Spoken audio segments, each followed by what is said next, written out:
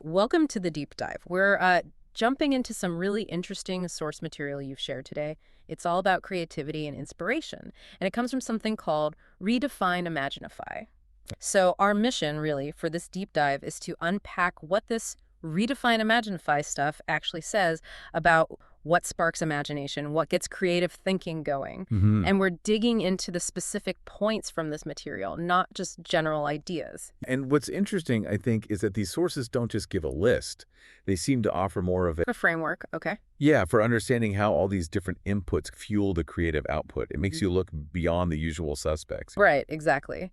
So looking at your material, where does Redefine Imaginify start? It seems like environments and experiences are pretty key, but maybe specific kinds. Yes, exactly. The sources really highlight that. It's not just about being somewhere, like, nice. Hmm. It's more about environments that disrupt your routine or maybe offer new sensory stuff.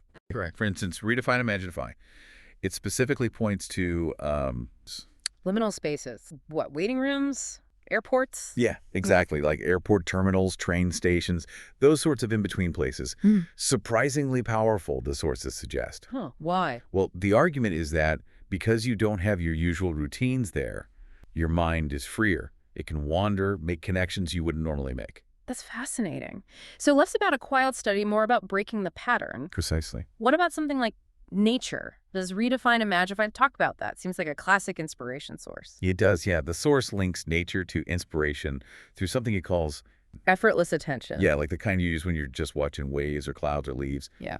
You're paying attention, but it doesn't feel like hard work. Right, I get that. And according to Redefine Imaginify, that relaxed state actually reduces mental fatigue. It opens up space, cognitive space, for imaginative thinking. So we've got the deliberate disruption of these liminal spaces and then the kind of relaxed openness from being in nature, both framed by the sorts as environmental triggers. Key triggers. What other creative fuel does Redefine Imaginify point to in your material? Well, a big chunk focuses on input from other creative works, books, movies, art. Standard stuff. Well, yes and no. It's not just about passively consuming them. Redefine Imaginify brings up this idea of narrative cross-pollination. Narrative cross-pollination. That sounds academic, but interesting. What does the source mean? It basically suggests actively looking for stories, visual styles from really different areas. How so? Give me an example. Maybe reading some dense sci-fi and then immediately going to look at, I don't know, Renaissance art. Ah, okay. Big contrast. Right. The source thinks that forcing your brain to deal with these really different forms and ideas, it creates new pathways, new insights that you just wouldn't get if you stayed within one genre or one type of art. So it's the clash, the collision of different creative ideas that's actually productive. Exactly. It's not just about appreciating something great, it's about using it, like raw material, mixing and matching to spark something totally new. Precisely. Redefine Imaginify really pushes that active engagement. It frames creativity less pulling something out of thin air Right. and more like a process, synthesis, transformation. But it needs rich, varied inputs to work. That really changes how you might think about watching a movie or reading a book. It's not just downtime. It could be active creative work.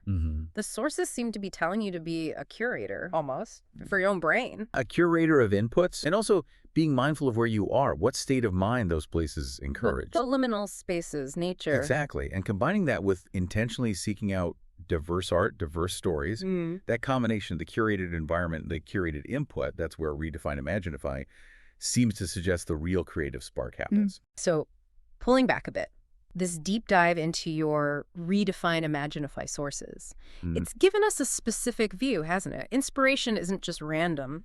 It's sparked by specific types of environments, these liminal spaces, or nature promoting certain mental states, and also through this active narrative cross-pollination, using books, movies, art in a very intentional way. Right. And this whole framework, the one presented in your sources, it kind of leads us with a pretty compelling question for you, the listener, to think about. Oh. Yeah.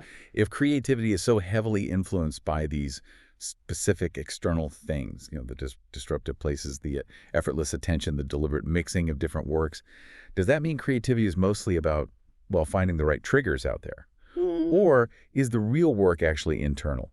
Is about building up our own capacity to actively find and choose and then synthesize all those external inputs within ourselves? Where does the balance lie?